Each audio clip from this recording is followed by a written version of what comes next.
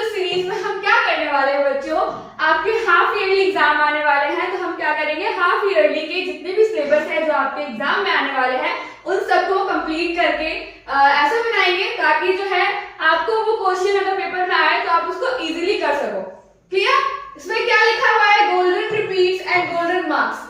It means जो question repeated होते हैं, जो हाई वेटेज क्वेश्चंस होते हैं, जो मतलब जो क्वेश्चन पेपर वो आने ही आने हैं, तो वो क्वेश्चंस को हम क्या करने वाले हैं, आज डिस्कस करने वाले हैं, पढ़ने वाले हैं, जिससे आप लोगों को एग्जाम करने में बहुत ज्यादा हेल्प होने वाली है। It's mean golden marks. इसके अकॉर्डिंग अगर आपने ये क्वेश्चंस कर लिए तो आपको कुछ और पढ़ने की जरूरत नहीं है, इसमें से क्वेश्चंस जरूर और जरूर आएंगे, तो आपको क्या होगा, आपको गोल्डन मार्क्स जो है इजीली मिल जाएगा। और इस चैनल में बच्चों को हाफ ईयरली बूस्टर सीरीज के अकॉर्डिंग इसमें आपको science, math and social science से रिलेटेड जितने भी प्रीवियस ईयर क्वेश्चंस हैं, जितने भी इंपॉर्टेंट क्वेश्चंस हैं हाफ ईयरली के, वो सारे जो है इसी चैनल पे प्लेलिस्ट पे आपको अलग अलग सब्जेक्ट्स के अकॉर्डिंग आपको क्वेश्चंस जो है मिल जाएंगे, तो आप हमारे प्लेलिस्ट में चेक कर सकते हैं हमारे चैनल पर। तो चलो स्टार्ट करते हैं अपना फर्स्ट चैप्टर क्लास 10 का, जो कि है the rise of nationalism in Europe. Europe में जो है कैसे नेशनलिज्म का राइज हुआ। नेशनलिज्म सबको पता है, आप पढ़ के आए होंगे कि नेशनलिज्म क्या होता है। इट्स मीन राष्ट्रवाद। जब कोई भी व्यक्ति अपने इंडिविजुअल रहकर क्या करे, अपने एक देश से, एक नेशन से रिकॉग्नाइज करे, है ना, ये क्या कहलाता है, हमारा राष्ट्रवाद कहलाता है। It's a feeling okay about their nation. तो चैप्टर स्टार्ट करते हैं, हम देखते हैं कौन कौन से इंपॉर्टेंट टॉपिक है इस सीरीज में। इस लेक्चर में क्या बताऊंगी, फर्स्ट चैप्टर में कौन कौन से टॉपिक आपके हाई वेटेज यानी कि कौन कौन से टॉपिक से आपसे रिलेटेड क्वेश्चन आ सकते हैं, उस चीज को हम डिस्कस करेंगे और अकॉर्डिंग टू दिस टॉपिक फिर उससे रिलेटेड हम क्वेश्चंस को भी सॉल्व करने वाले हैं। ओके, तो पहला है इंट्रोडक्शन। पहला टॉपिक है आपका introduction to the rise of nationalism in Europe and second topic is the French revolution and the idea of the nation. इन दोनों टॉपिक को मर्ज किया गया है और इसमें जो इंपॉर्टेंट टॉपिक है तो हम क्या करने वाले हैं, इसका रीड आउट करने वाले हैं, पढ़ने वाले हैं। तो पहला है changes occurred during the French revolution. फिर जब फ्रेंच रेवोल्यूशन हुआ था उसके बाद कौन कौन से चेंजेस जो है आपको देखने को मिली थी। The power transfer from monarchy to the common citizen. जो मोनार्की के पास जो पावर थी वो किसके पास चली गई, कॉमन सिटीजन के पास, यानी कि जो नागरिक, सामान्य नागरिक है उनके पास वो पावर ट्रांसफर हो गई। ओके, द आइडिया द पैट्री यानी कि the fatherland and the citizen यानी कि the citizen emphasize the nation of the united community. Okay, a nation, a new French flag यानी कि जब फ्रेंच रेवोल्यूशन हुआ उसके बाद एक नया क्या बनाया गया, फ्रेंच का झंडा बनाया गया। The tricolor was chosen to replace the former one. Okay, then French declared as the national language of the nation. Nation का यानी कि अपने राष्ट्र का एक क्या बनाया गया, एक नेशन लैंग्वेज यानी ऑफिशियल लैंग्वेज बनाया गया, जिसे क्या बोलते थे, कौन सी लैंग्वेज थी वो, फ्रेंच थी। ओके बच्चों, इतना समझ आया आपको। देन है अ न्यू नेशनल एंथम। एक नया नेशनल एंथम बनाया गया एंड कंपोज। राष्ट्रगीत और राष्ट्रगान ये सब जो है नई तरीके से बनाई गई कब, changes after French revolution. The east state general elected by active citizen. जो ईस्ट स्टेट जनरल हुआ करते थे बच्चों, उसे कौन चुनते थे, एक्टिव सिटीजन चुनते थे। was renamed the National Assembly. Obliged the internal custom duties and dues। जितने भी ड्यूज थे और जो भी इंटरनल क्या थे आपके कस्टम्स थे उनको क्या कर दिया गया, हटा दिया गया। ओके, नेक्स्ट है Napoleon and his role. French revolution के बाद क्या हुआ, फ्रांस में जो है नेपोलियन ने कब्जा कर लिया है ना, यानी कि नेपोलियन जो है लोगों के बीच फेमस हो गया, तो लोग जो है इसको चाहने लगे, क्योंकि जो नेपोलियन है नो डाउट उन्होंने डेमोक्रेसी को हटाया, लेकिन लोगों के लिए कुछ अच्छे से काम किए, जिससे क्या हो गया, वो लोगों के बीच पसंदीदा हो गया, जिससे लोग जो है मानने लगे। तो क्या क्या रोल निभाया उसने। Napoleon set about introducing many of the reforms that he had already introduced in France. फिर धीरे धीरे जब उसने फ्रांस में जो चीजें की उसके बाद उसने पूरे यूरोप में वो फैलता चला गया, अपने चीजों को फैलाने लगा। तो जैसे इसने जो भी चेंजेस ने फ्रांस में की वही सब रिफॉर्म्स ने अदर्स वहां पे भी की। Okay, through the return to monarchy Napoleon had no doubt destroy democracy in France, but in the administrative field, लेकिन उसने एडमिनिस्ट्रेटिव फील्ड में बहुत ज्यादा क्या किया, इंक्रीज किया अच्छी चीजें. He had incorporated revolutionary principles in order to make the whole system more rational and efficient. This is Civil Code of 1804. Civil code, उसके बाद क्या किया उसने, सिविल कोड मतलब उसने अप्लाई किया. सिविल कोड जो है 1804 में बनाया. इसे हम यूजली क्या बोलते हैं, नेपोलियन कोड भी बोलते हैं.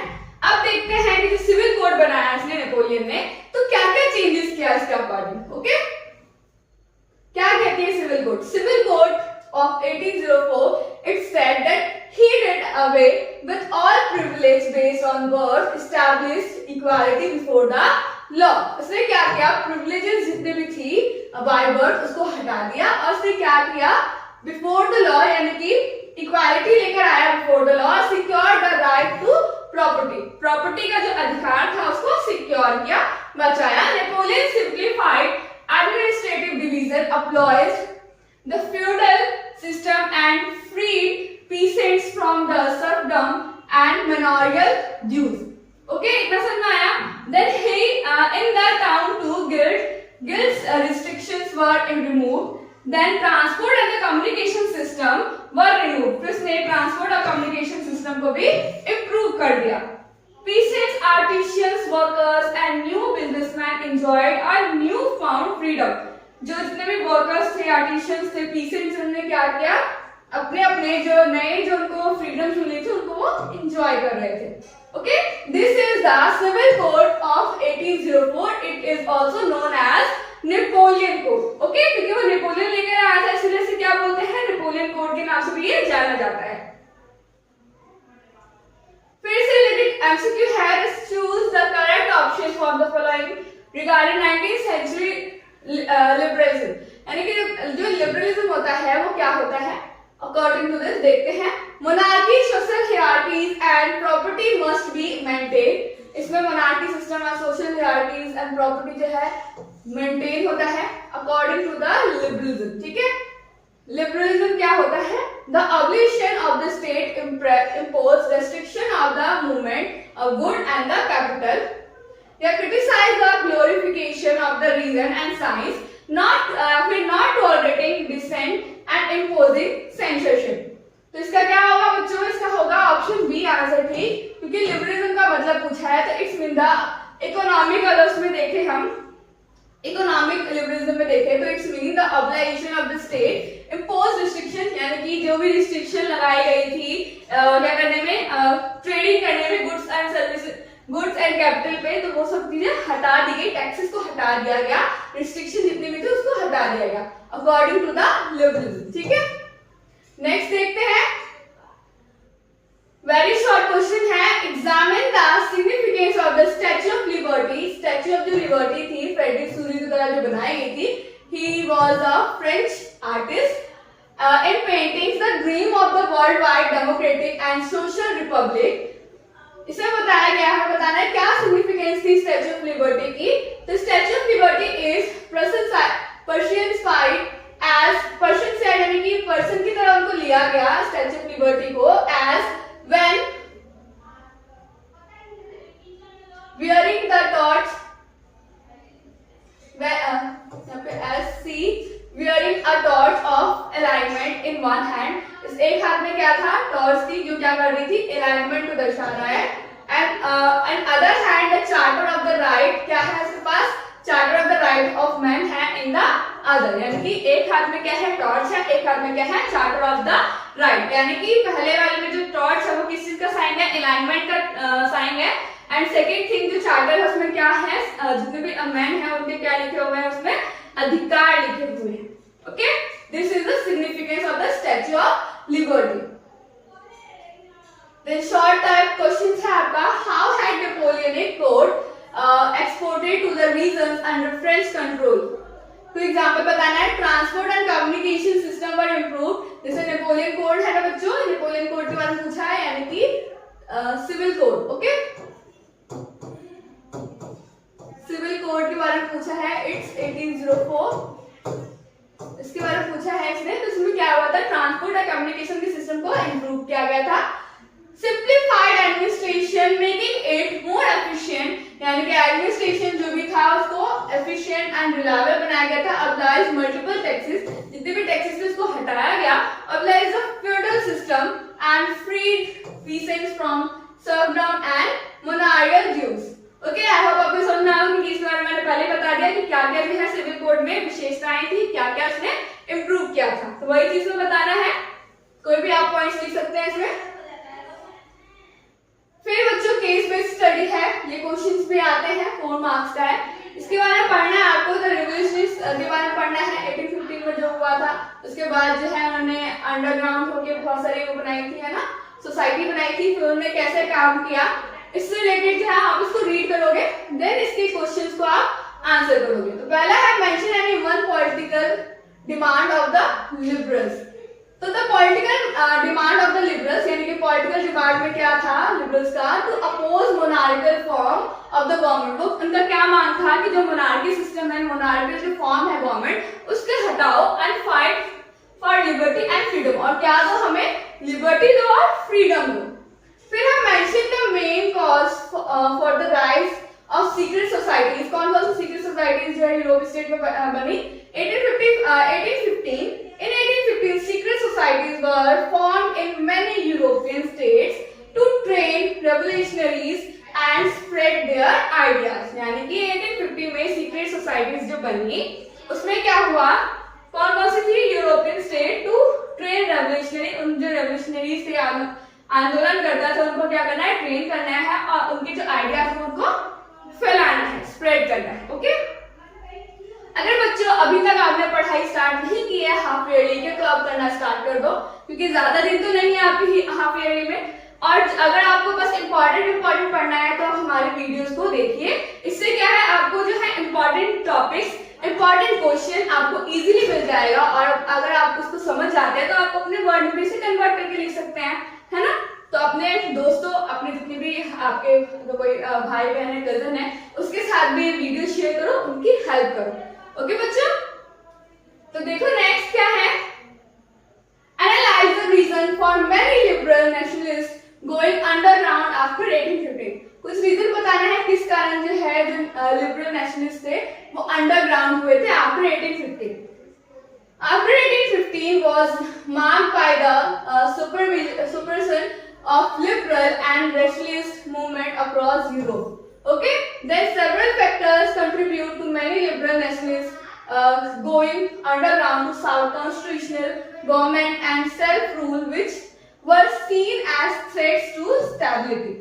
इनको क्यों अंडरग्राउंड होना पड़ा, क्योंकि जो उस टाइम पे जो गवर्नमेंट थी उनको क्या लगा था, इन सबसे खतरा था, उनकी स्टेबिलिटी को खतरा था, ठीक है, जिस कारण जो है उनको अंडरग्राउंड होना पड़ा, प्रेशर था।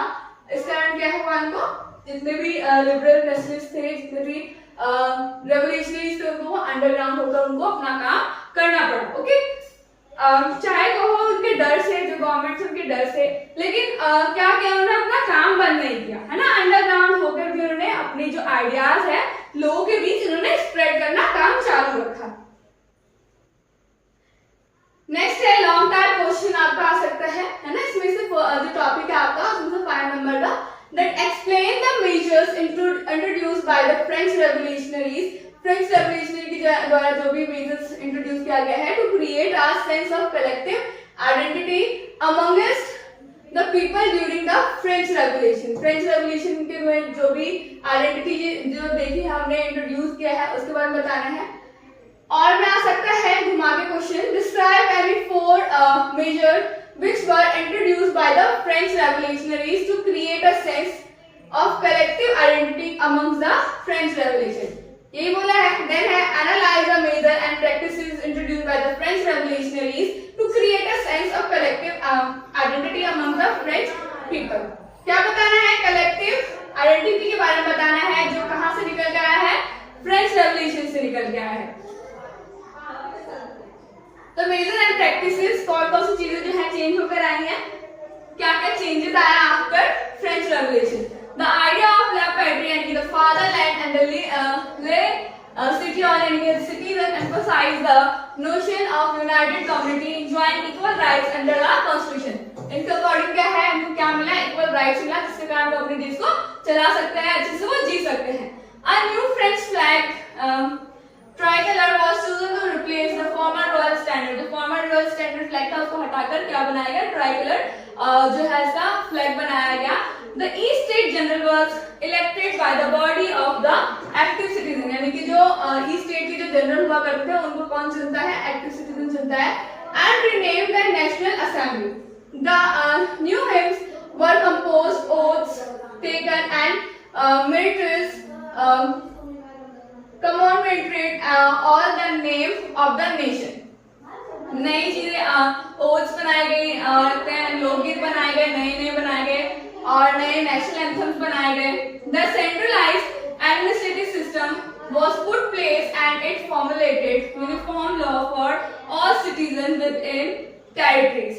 Internal custom duties and dues were obliged. Okay? वही क्वेश्चन है कि क्या क्या चेंजेस आई हमारे फ्रेंच रेवोल्यूशन के बाद. वही टॉपिक आपको इसमें जो पॉइंट्स आपको उसमें लिखने हैं. नेक्स्ट टॉपिक है आपका introduce the rise of nationalism in Europe and the French Revolution and the idea of the nation.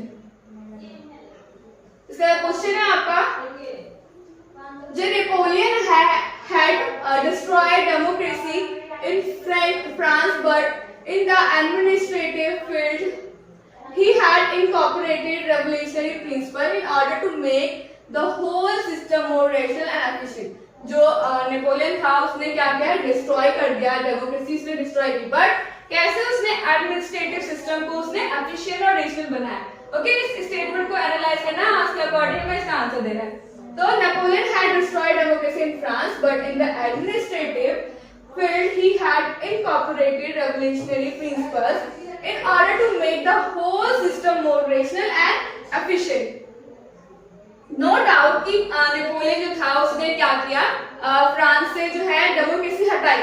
Okay, monarchy system हटाया, डेमोक्रेसी भी नहीं लेकर आया, लेकिन उसने क्या किया बच्चों, ऐसा क्या चीज किया जो लोगों के बीच जो है वो इतना अच्छा बन गया, क्योंकि उसने जो है एडमिनिस्ट्रेशन जितनी भी जो चीजें थी, सिस्टम जो थी, उन सब चीजों को क्या बनाया, उसे रिलायबल बनाया और क्या बनाया, एफिशिएंट बनाया, ताकि जो लोग हैं उस चीज को समझे, वो बोले कि हाँ नेपोलियन ने कुछ तो अच्छा किया उसके लिए, है ना. तो ये बताया है इसने. फिर उसने क्या बनाया, सिविल कोड बनाया 1804, जिसे मैंने आपको हमारे पहले पढ़ा कि सिविल कोड क्या था, और यूजली वो किस नाम से आता था, नेपोलियन कोड के नाम से. फिर वही जो चीजें जो हमने पहले पढ़ ली वो सारी चीजें आप उसमें लिख सकते हो. ओके, कि सिविल कोड जो है वो क्या था, उसमें क्या क्या फीचर्स जो ऐड ऑन हुए, ये सारे आपको इजीली मिल जाएगा. ओके, दोबारा करने की जरूरत है नहीं, क्योंकि अब इसको हमने 3 बार कर लिया है ना, कि क्या क्या चीज जो है सिविल कोड में लेकर आएगा. तो ये सारे पॉइंट्स हैं, आप इसको गो थ्रू कर लो. ओके, नेक्स्ट देखते हैं. नेक्स्ट टॉपिक है आपका the making of nationalism in Europe. Nationalism में यूरोप जो है कैसे फैलाया गया. तो बच्चों लिबरल नेशनलिज्म क्या होता है, liberal plus nationalism. Its main idea of the national in early 19th century. Europe were closely allied to the ideology of liberalism. Okay, यानी लिबरल मतलब होता है फ्री, लेकिन वर्ड है ये फॉर द मिडिल क्लासेस के लिए. Liberalism stood for freedom. किस चीज के लिए होता है ये, फ्रीडम के लिए. For the individual and equality of all before the law. Equality किसके सामने, before the law, individual and equality. Okay, this is the freedom. National liberal nationalism is for the middle class, its main freedom for individual and equality before the law. ठीक है. Next, according to the political sphere and economic sphere का मतलब क्या है, किस चीज में हमें छूट चाहिए, यानी कि फ्रीडम किस चीज में चाहिए. अगर पॉलिटिकल स्फीयर देखा तो क्या क्या चीजें हैं, इकोनॉमिक देखेंगे तो क्या क्या है. तो पॉलिटिकल में क्या बोला है, emphasise the concept government by the consent. यानी कि पॉलिटिकल अगर उसमें देखें लिबरलिज्म क्या है, यानी कि जो सरकार बनेगी वो कैसे बनेगी, bye the consent. Since the French Revolution, liberalism had stood for the end. Okay, autocracy and clerical privileges. जो clerical privileges हैं, autocracy है, उसको क्या हटाया जाएगा इसमें पॉलिटिकल स्फीयर में. and the constitution and the representative government through parliament. Okay, then economic में देखें तो मिडिल क्लास जो है उनका डिमांड है फ्रीडम का, market and abolition of the state impose restriction on the movement good and capital. जैसे मैंने पहले बताया कि फ्रीडम चाहिए मार्केट्स में, ठीक है, गुड एंड कैपिटल पे उनको क्या चाहिए, जो भी रिस्ट्रिक्शंस है उनको हटाना है। देन है challenges in the economic set up at that time, यानी कि बहुत सारी चीजें जो है उस टाइम पे बहुत चैलेंजेस हुआ करती थी। किसी भी चीज को ट्रेडिंग के लिए उस टाइम पे बहुत क्या था, बैरियर था। हर उसमें क्या था, थोड़ी थोड़ी दूर पे उनको क्या करना पड़ता था, टैक्स देना पड़ता था। Different in your unit of weight and measurement of goods, हर जगह पे क्या था, अलग अलग यूनिट दिया गया था गुड्स, यानी कि किसी भी चीज का वेट नापने के लिए, किसी कपड़े का लंबाई चौड़ाई नापने के लिए, तो हर जगह पे वो अलग अलग था, जिसके कारण जो है वो जो पैसे थे उसके बढ़ जाया करते थे, टैक्सेस जो है वो इंक्रीज हो जाया करता था। दिस इज द डिफिकल्ट, इसीलिए लिबरलिज्म इन इकोनॉमिक में उन्होंने इन सब चीज का डिमांड किया। Then defeat of Napoleon, Napoleon के डिफीट यानी हार जाने के बाद 1815 में क्या हुआ, स्प्रेड ऑफ कंजर्वेटिव।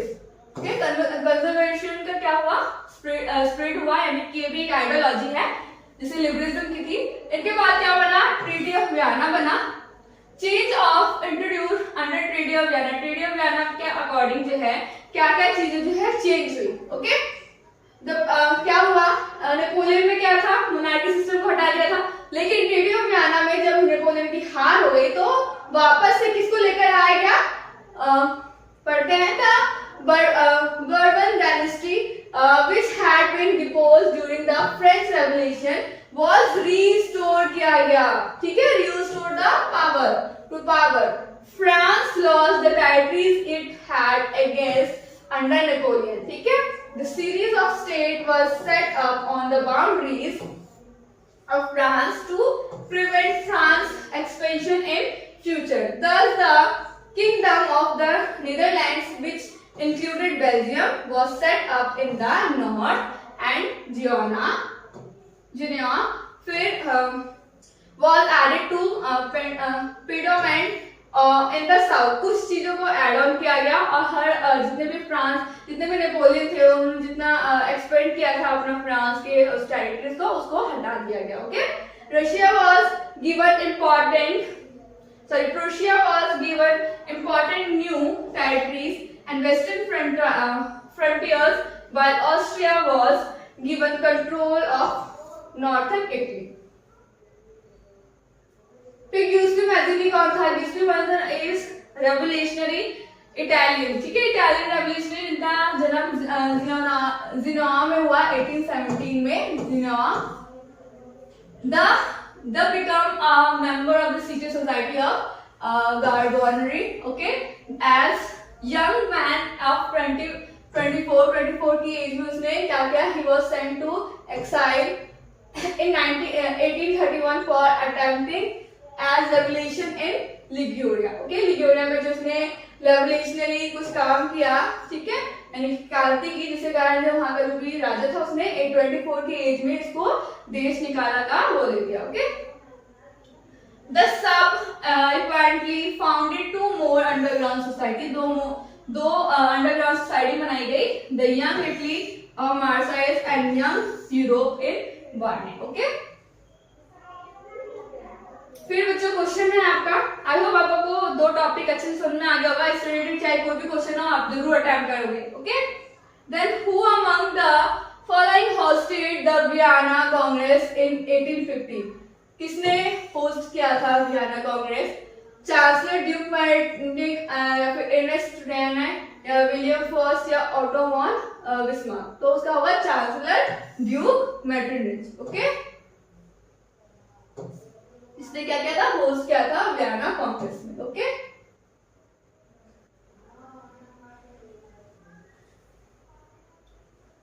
फिर बच्चों है arrange the following events in Chronicle. पहला है ट्रीटी ऑफ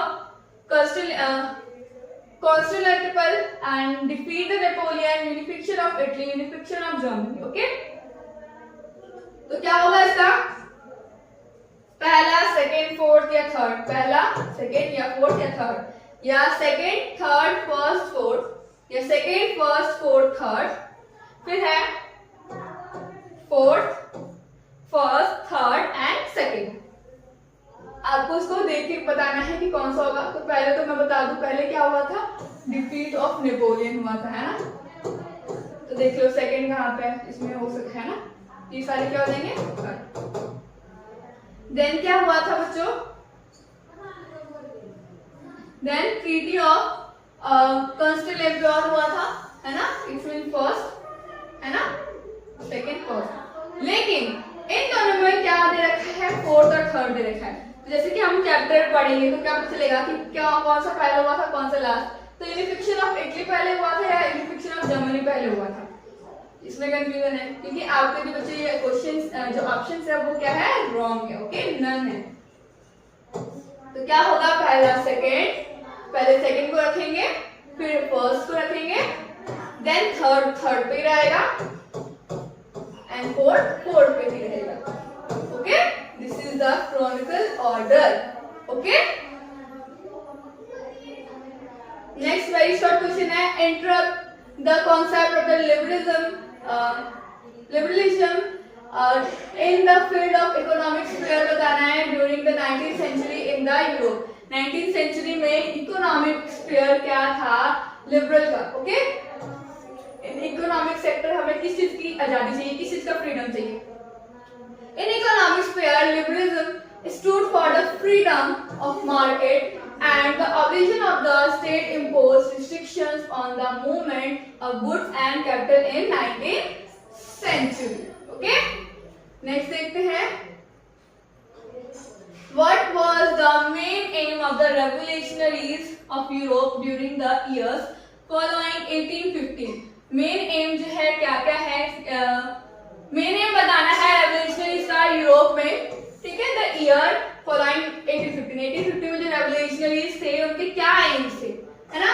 तो 1850 में तो क्या एम थे, अपोज करना है मोनार्कियल सिस्टम का, okay, monarchial form of government का, एम्फसाइज करना है nation of United community and which would have equal rights under a constitution, यानी कि उनको क्या मिले, इक्वल राइट्स मिले संविधान के according, okay. This is the main aim. फिर describe the major outcome of the French revolution 1789। This is the repeated question, okay, कि क्या मतलब फ्रेंच रेवोल्यूशन के आउटकम निकले। तो यही पता है हमें कि जो हमारा किंग लुई 16 था उसका जो है transfer of power from the Louis 16 to national assembly में चला गया, है ना। फिर कलेक्टिव आइडेंटिटी मिला पीपल डेवलप के लिए, है ना। Then a state general was elected by the body of active citizens renamed the National Assembly, और क्या नाम रखा गया उसका, national assembly. Jacobin club was set up for the propagation of the liberal thoughts and the new French flag and tricolor was chosen to replace the former royal standard, okay। हमारे French revolution के बाद क्या क्या changes आए हमें वो उसमें put up करना, अगर आपको और पॉइंट्स आते हैं तो उसमें ऐड ऑन कर सकते हो। फिर है हु होस्टेड वियना कांग्रेस इन 1815। 1815 में वियना कांग्रेस किसने होस्ट किया, एनालाइज द मेन चेंजेस, और क्या क्या जो चेंजेस आए वियना ट्रीटी में वो लिखना है। तो जैसे पता है किसने होस्ट किया, देखते हैं 1815 representatives of the European powers किसके पास चला गया, Britain, Russia, Prussia and Austria, okay. Who had collectively defeated Napoleon, इसको हराया नेपोलियन को, met at Vienna to draw up a settlement for Europe, और क्या बनाया गया, सेटलमेंट बनाया गया यूरोप के लिए, okay. The congress was hosted by the Austrian chancellor duke Metternich. The treaty of Vienna, okay, was drawn with the object of undoing most of changes that had come about in Europe during Napoleonic War। इतना समझ आया कि Duke मेटरनिच ने क्या किया, treaty of Vienna को host किया और ने क्या किया, कुछ मेजर चेंजेस किया, कब यूरोप में, कब आफ्टर नेपोलियनिक वॉर, जब नेपोलियन को हरा दिया गया, ओके। द बर्बन, क्या क्या चेंजेस हुआ, बर्बन डायनेस्टी जो थी, जो हराई गई थी, उसको वापस लाया गया, यानी कि रिस्टोर किया गया किसको, मोनार्की पावर्स को, okay, restore the power. France lost the territories, और फ्रांस के पास जितने भी टेरिटरीज थी उसने क्या किया, उसको हटा दिया, क्योंकि नेपोलियन ने उसको क्या किया था, एक्सपेंड किया था। जब ये ट्रीटी ऑफ वियना हुआ उसके कारण क्या हुआ, जितने भी फ्रांस के पास टेरिटरीज थी उसने उसको अपने से अलग कर दिया, उसने खो दिया अपने टेरिटरीज को। A series of states were set up. The boundaries of the France, boundary के पास जो फ्रांस उसके पास क्या बनाया, बाउंड्री बनाया गया. Prevent French expansion in future, expansion करने के लिए फ्यूचर में. The kingdom of the Netherland which included Belgium was set up in the north में बेल्जियम और इसको इंक्लूड किया गया. Geneva was added the Piedmont and the south में इसने इस देश को ऐड ऑन किया. फिर Prussia was given important new territory. जो प्रोशिया थी इसने कुछ न्यू टेरिटरीज बनाई on its western frontiers where Austria was given control of the North Italy. The main intention was to restore the monarchies that had been overthrown by Napoleon and create a new conservative order in Europe. जो Napoleon के थोड़ा जो thought थी उन सबको हटा दिया गया, मोनार्की को वापस लेके आया गया और नई तरीके से किसको चलाया गया, न्यू कंजर्वेटिव ऑर्डर में यूरोप के शासन को चलाया गया. आई होप आपको ये क्वेश्चन समझ में आया होगा. इससे रिलेटेड कोई भी क्वेश्चन हो तो आप ये पॉइंट्स इजीली लिख सकते हो और इससे अगर आपको और ज्यादा पता है ऐड ऑन करना है तो ऐड ऑन कर सकते हो. ओके, और कम करना है तो कम कर सकते हो. लॉन्ग टाइप क्वेश्चन है, how did the ideology of liberalism affect the Europe in 19th century. 19th century में जो लिबरलिज्म का जो आइडियोलॉजी आया था कैसे इफेक्ट हुआ. तो the ideology liberalism affect the Europe in 9 following ways. वे बताए, कुछ तरीके बताए हैं जिससे क्या पता चलेगा कि कितने तरीकों से जो है लोगों को स्प्रेड हुआ, ये जब स्प्रेड हुआ था ये आइडियोलॉजी तो कैसे इसमें इफेक्ट हुआ. तो idea of the national unity in early 19th century Europe spread through the ideology of liberalism. It stood for the freedom for the individual and equality of all before the law. क्या चाहिए, freedom चाहिए, individual equality चाहिए before the law, कानून के समक्ष. Politically अगर देखें, it emphasise the concept of government by consent. और क्या चाहिए हमें, कंसेंट बाय गवर्नमेंट चाहिए. ओके, गवर्नमेंट किस तरीके से चाहिए, लोगों के कंसेंट पे चाहिए. In French liberal democracy, the right to vote, क्या होना चाहिए, right to vote get elected by granted exclusively the property owning men.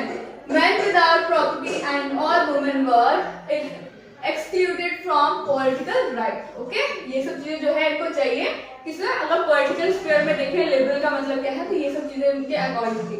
Then economic sphere में देखें तो liberalism stood for the freedom market and the abolition of the state imposed restrictions on the movement of goods and capital. Okay, goods और capital जितनी भी restriction लगाई थी state ने उसको हटाने के यानी कम करने की बात कही है. During the 19th century, this was a strong demand of the emerging middle classes. The new commercial classes argued for the creation of the unified economic territory, allowing the unhindered movement of goods and people and capital. Okay, this is the economic sphere of liberty. Okay बच्चों, ये सब चीजें जो है इनको चाहिए था. Economic sphere में अगर देखें लिबरल का मतलब क्या होता है तो इनके अकॉर्डिंग ये मतलब है. समझ आया. नेक्स्ट टॉपिक है आपको बच्चों the age of the revolutionaries 1832-1848. The romantic imagination and national feeling. तो नेशनल फीलिंग कैसे हम मतलब राइज कर सकते हैं, जैसे हमारे चैप्टर का नेम ही है rise of the nationalism in लोग. तो कैसे कर सकते हैं, कुछ ऐसी चीजें लाकर यानी कि लोगों के द्वारा बुक लिखकर, है ना, चित्र बनाकर नेशंस का, इससे हम क्या कर सकते हैं, थॉट को बांटकर, राष्ट्रगीत, राष्ट्रगान, इन सब चीजों से क्या कर सकते हैं बच्चों, लोगों के बीच जो है, लोगों के मन में फीलिंग मतलब कर सकते हैं नेशन के अकॉर्डिंग. ओके, यानी नेशंस की फीलिंग्स को हम पा सकते हैं, राइज कर सकते हैं. तो देखो, culture and the art also played an important role. जो हमारा कल्चर होता है बच्चों और जो हमारा आर्ट होता है ये बहुत इंपॉर्टेंट रोल निभाता है in the create idea of the nation के आइडिया को क्रिएट करने के लिए. Okay, romanticism become a cultural movement which help to develop a particular kind of national sentiment. यानी नेशनलिस्ट सेंटिमेंट को पनपाने के लिए ये सब चीजें इंपॉर्टेंट थी. Romantic artist generally focus on the emotion. जो रोमांटिक आर्टिस्ट थे, है ना, वो क्या करते थे, अपनी चीजों में इमोशंस पर ज्यादा फोकस करते थे, यानी कि फोकस करते थे। Intuition and mystical feelings. They criticized reasoning and the scientific temper. It helped in creating a sense of a shared collective heritage and a common cultural past as the basis of the nation. Okay, nation पे बताया है the language used by the cotton community or group of people. Particularly, it is not the written or official language. फिर art, poetry, music and story of the rich heritage shape the nationalistic feeling. ये इन सब चीजों से जो है लोगों के बीच क्या होता था, एक फीलिंग होती थी हमारे नेशन के प्रति। इन सब चीजों को क्या किया गया और स्प्रेड किया गया। ओके, सो एक क्वेश्चन है, एमसीक्यू है first, which one of the following reasons become a part unified Italy 1866। यानी 1866 में जब इटली का यूनिफिकेशन हुआ था, तो बताना है कौन सा रीजन हुआ था, है ना। तो सार्डिनिया, प्योरमेंट या फिर विशनियास, फिर सिसिलिया या फिर पेपर स्टेट, इसका होगा वेनेशिया। ओके,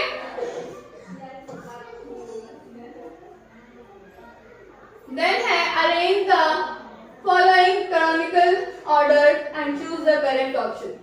कैनोनिकल ऑर्डर में बताना है इसको।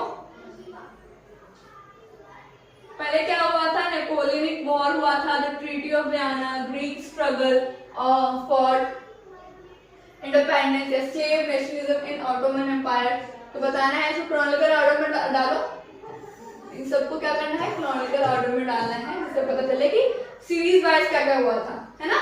तो सबसे पहले क्या हुआ था, नेपोलियन वॉर हुआ था, है ना। फिर उसके बाद वियना का ट्रीटी हुआ था, उसके बाद इंडिपेंडेंस, ग्रीक जो स्ट्रगल है, ये आपका बिल्कुल सीरीज वाइज है। ओके, ग्रीक इंडिपेंडेंस हुआ था, Slav nationalism in Ottoman empire हुआ था। इसमें ऑप्शन बी इज राइट। समझना आ गया बच्चों। नेक्स्ट टू स्टेटमेंट दे रखा है, फिर बताना है कि इसमें से कौन सा सही है। तो स्टेटमेंट असर्शन देखें, after Russian occupation in Poland and Russia language was imposed on it's people. का reason, the use of Polish soon come to be a symbol of struggle against the Russian dominance.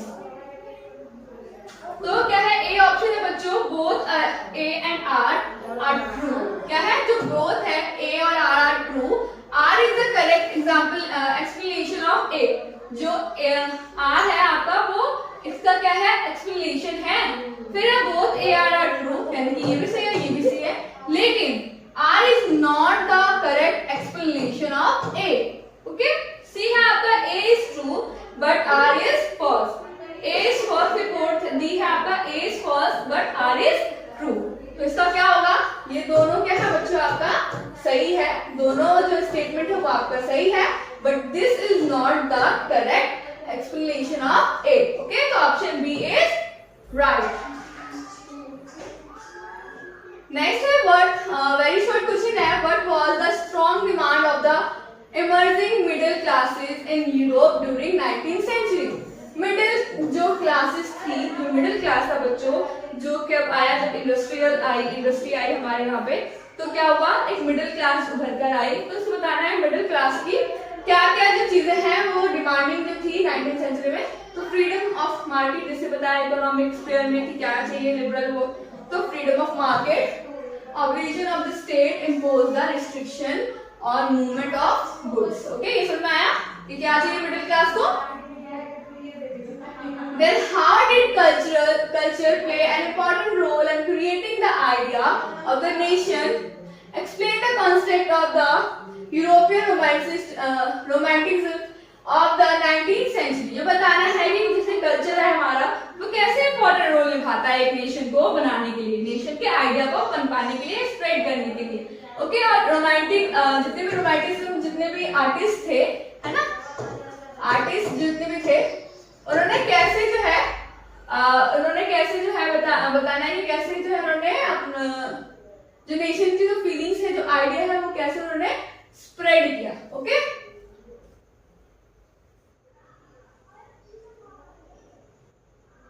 Spread बताना है कि कैसे अपने ideas को spread किया लोगों के बीच। तो ये कुछ पॉइंट्स है, जैसे मैंने पहले बताया कि जो इम्पोर्टेंट जो कल्चर है वो कैसे इंपॉर्टेंट रोल निभाता है, वो वाले जो आंसर आप इसमें लिख सकते हैं। वही आंसर है जो मैंने समझाया है। नेक्स्ट देखते हैं, ये सारा इसका वही आंसर है। ओके बच्चों, लॉन्ग का क्वेश्चन है, in 1830s were considered the beginning of great difficulties in Europe. Okay, then है in फिर बताना है, एनालाइज द स्टेटमेंट, एनालाइज करना है। In 1930s were years of great economic hardship in Europe. Support the statement with examples. Example देना है, the 1830s were years of great economic hardship in Europe, यानी कि बहुत ज्यादा इकोनॉमिक हार्डशिप देखी गई यूरोप में। क्या क्या? There was a enormous increase in population. Population में क्या हुआ? Increase हुआ all over the Europe. In most countries there were more job seekers than employment available. Then population from rural areas migrated. क्या हो रहे थे? एक जगह से दूसरी जगह लोग माइग्रेट हो रहे थे। The cities to live an overcrowded slums. इसके कारण क्या हुए? ओवरक्राउडेड स्लम पैदा हुए। Small artisan in town face stiff competition from imports of cheap machine made goods from England. ठीक है, where industrialisation was more advanced than on the continent. Fourth है, in those regions of Europe where the aristocracy still enjoyed power. जो aristocracy थे उनके पास जो है power पहले से थी, तो वो उसको एंजॉय कर रहे थे। पीसेंट स्ट्रगल, और कौन स्ट्रगल कर रहा था? Peasants, under the burden of feudal dues and obligation. The rise of food prices और a year of bad harvest led to widespread populism in town and village. Then है आपका the making of Germany and Italy का एक MCQ, that is from which the following countries Giuseppe Garibaldi जो है belong करते हैं। वो कहां से बिलोंग करते हैं? Austria, Greece, Italy and Spain. तो बताया था गिउस्पी मैगजीन कहां से थे? इटली। नेक्स्ट है, विच of the following is not a part of the United Kingdom of the Great Britain. Great Britain का कौन जो है? United Kingdom of Great Britain का कौन पार्ट नहीं है? England, Scotland and Poland and Ireland. तो पता है आपको? पोलैंड। ओके, नेक्स्ट है, टू स्टेटमेंट है दिया गया है, बताना है कि असर्शन और रीजन कनेक्टेड है या नहीं है। तो जैसे कि बताया है, in Britain the formation of the nation state was not result of sudden upheaval. Okay, को देखना है ये स्टेटमेंट सही है कि गलत। फिर रीजन में दिया गया है इसका, ethnic group of the Britain extended its influence. तो both A are true and R is the correct explanation of A. Okay, ये दोनों ठीक है और ये जो है इसका एक्सप्लेनेशन है, इसमें बताया है। Then both A and R true, दोनों सही है, लेकिन R is not the correct explanation of A। फिर A is true and R is false, फिर है A is false and R is true। तो अच्छा ये बताया ना कि जो ब्रिटेन है उसमें जितने भी नेशनल स्टेट बनाने के लिए उसका रिजल्ट जो है अचानक से नहीं आया, बल्कि धीरे धीरे इसका अपील हुआ है ना। या फिर ethnic group of the Britain extended it influence, तो इट्स मींस का क्या होगा? A and R, those both are true. Okay, both are true, but R is not the correct explanation of A. Option B is right. Long का question है, analyse the role of Giuseppe Mazzini in the unification of Italy. Italy के unification में कैसे गिउस्पी मैगजीनी ने role निभाया? तो जिसे पता है गिउस्पी मैगजीनी जो थे एक रेवोल्यूशनरी थे, है ना। तो Giuseppe Mazzini was Italian revolutionary born in Genoa in 1807. Okay, he become member of various secret society, बहुत सारी secret society के मेंबर थे, जैसे young Italy and young Europe. Okay, इसे हाईलाइट है ना, इसे ये भी है। Okay, he attempted revolution in Liguria में उन्होंने फर्स्ट टाइम क्या किया? revolution किया, but he wanted to unification with the wider lines of the nation. He frightened conservatives through the opposition of the monarchy and began a democracy republic. He favored war for unification Italy. Unification of Italy के लिए वो war को भी क्या करते हैं, favour थे, नहीं उसका भी क्या कर सकते थे, war के लिए मतलब ये इसके हित में थे। अगर इटली को यूनिफाइड करना है ना, एक करना है तो क्या हमें वॉर करना पड़े तो हम वो भी करेंगे, इनका ये मानना था। फिर विजुअलाइजिंग द नेशन में एक एमसीक्यू है, in reference to the Germania allegory the olive branch around the sword symbolises which one of the following, being freed, heroism, strength, willingness to the make peace, beginning of the new era. तो it's mean इसका symbolize करें हम देखें तो क्या होगा, willingness to make peace, it is the symbol. Okay, then है आपका टू स्टेटमेंट बताना है नेशनल एम्पिरिज्म का। पहला सेक्शन है आपका, बच्चों देखो असर्शन और रीजन मैंने इसमें इसलिए डाला गया है क्योंकि आपके जो क्वेश्चन पेपर होगा उसमें असर्शन वाले रीजंस वाले क्वेश्चन ज्यादा आएंगे, एंड जो आपका केस बेस्ड स्टडी है वो भी आपका क्वेश्चन आता है ना, तो इसको करेंगे तो आपको प्रैक्टिस हो जाएगा कि किस टाइप के क्वेश्चन आते हैं ना। तो आपका है आपका क्वेश्चन है बच्चों, असर्शन में बोला है the most serious source of nationalist tension in Europe after 1871 was Balkan. The reason is that a large part of the Balkan was under the control of Ottoman Empire. तो बताना है भाई A and R true and R is the correct explanation of A. फिर है आपका A and R true but R is not the correct explanation of A. Then A is true and but R is wrong, यानी false, यानी A फिर last है A is false और R is true, तो इसका simple सा होगा those are related, तो क्या होगा both A R and true and R is the correct explanation of A. Okay, I hope आपको ये समझ में आया होगा, आपने यहाँ मेरे से पहले ये आंसर कर लिया होगा है ना बच्चों। तो नेक्स्ट देखें, लास्ट है आपका ये क्वेश्चन कि आपको ये इमेज दे देगा है ना, आई होप आपको क्लियर दिख रहा होगा, ये आपको एक पेंटिंग दी होगी, आपको बताना है होगा कि ये जो पेंटिंग है वो किससे रिलेटेड है, फ्रैंकफर्ट पार्लियामेंट या रिचेस्ट या ड्यूमा या फिर द हाउस ऑफ पार्लियामेंट। तो बच्चों अगर ध्यान से देखोगे ये आपकी बुक में भी होगा, अगर आपने ये बुक अपने बुक में देखा होगा तो किसके बारे में दिया गया है, जो आपका इमेज है वो क्या दर्शा रहा है, it's a parliament, Frankfurt parliament. Okay, इसी के साथ बच्चों आपका ये टॉपिक कंप्लीट होता है, आपका ये पूरा चैप्टर कंप्लीट होता है छोटे से लेक्चर में। इससे क्या है, जो भी आपके रिपीटेड क्वेश्चन थे ना बच्चों, वही क्वेश्चन को मैंने इस वीडियो में कवर किया है, ताकि जो अगर ये क्वेश्चन अगर आपके इससे रिलेटेड क्वेश्चन जो आपके क्वेश्चन पेपर में आ सके